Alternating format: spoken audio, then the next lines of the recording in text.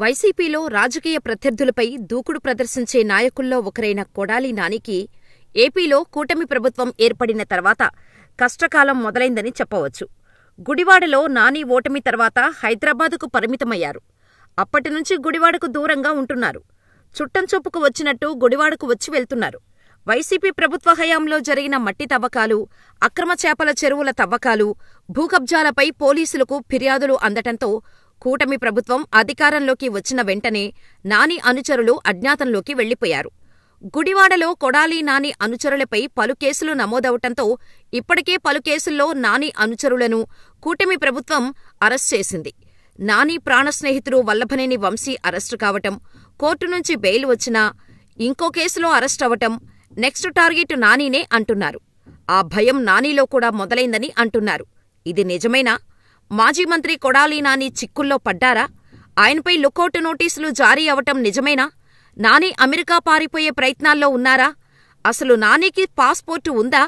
Vigilance విచారణ జరుగుతుండగా నాని ఎక్కడికి వెళ్లాలనుకుంటున్నారో ఈ వీడియోలో తెలుసుకుందాం. వైసీపీ ప్రభుత్వ హయాంలో టీటీడీపై తీవ్రస్థాయిలో విరుచుకుపడటంతో పాటు చంద్రబాబును, లోకేష్ను వ్యక్తిగతంగా దూషించటంతో టీడీపీకి టార్గెట్గా మారారు.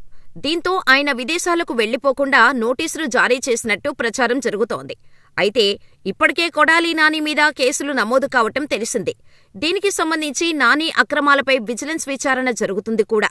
అయితే గుండె సంబంధిత సమస్యలతో తీవ్ర అనారోగ్యానికి గురైన కొడాలి నాని ఆసుపత్రిలో చేరారు. దీంతో నాని అక్రమాలపై విజిలెన్స్ విచారణ జరుగుతున్న టైంలో ఆరోగ్యం సరిగా లేదని చెప్పి నాని దేశం నుంచి అమెరికాకు వెళ్లిపోవాలని ప్రయత్నం చేస్తున్నాడని డీజీపీకి టీడీపీ రాష్ట్ర కార్యనిర్వాహక కార్యదర్శి కనపర్తి శ్రీనివాసరావు ఫిర్యాదు చేశారు.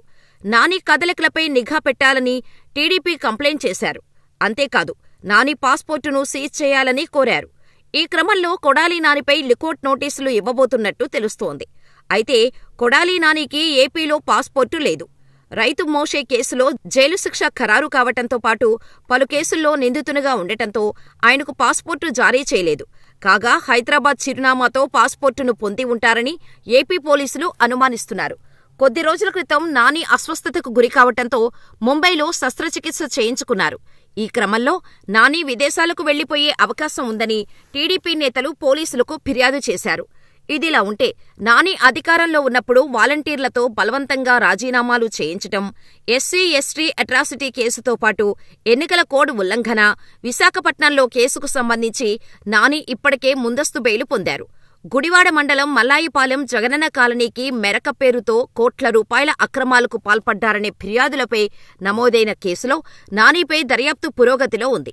వైసీపీ ప్రభుత్వంలో టీడీపీ నేతల్ని దూషించటం, చంద్రబాబు, లోకేష్లపై అనుచిత వ్యాఖ్యలు చేసిన వల్లభనేని వంశీ ఇప్పటికే పలు కేసుల్లో జైల్లో ఉన్నారు. కొడాలి నానిపై కూడా చర్యలు తీసుకోవాలని టీడీపీ శ్రేణులు డిమాండ్ చేస్తున్నాయి. ఏదేమైనా ఏపీలో కూటమి ప్రభుత్వం ఏర్పడిన తర్వాత ఈ ఇద్దరి నేతలకు కష్టకాలం మొదలైంది. వల్లభనేని వంశీ అరెస్టు కావటం, కోర్టు నుంచి బెయిల్ వచ్చినా ఇంకో కేసులో అరెస్టు అవుతున్నారు. ఇలా నెలల తరబడి అతను జైల్లో ఉండటమే కాదు, 2 నెలల వ్యవధిలో దాదాపు 10 కేసులు తగ్గిపోవటమే కాదు, కోర్టుకు హాజరయ్యే సందర్భంలో తీసిన వీడియోలు చూస్తే ఎలాంటి వంశీ ఎలా అయ్యారో అన్న భావన కలిగేలా పరిస్థితి మారింది.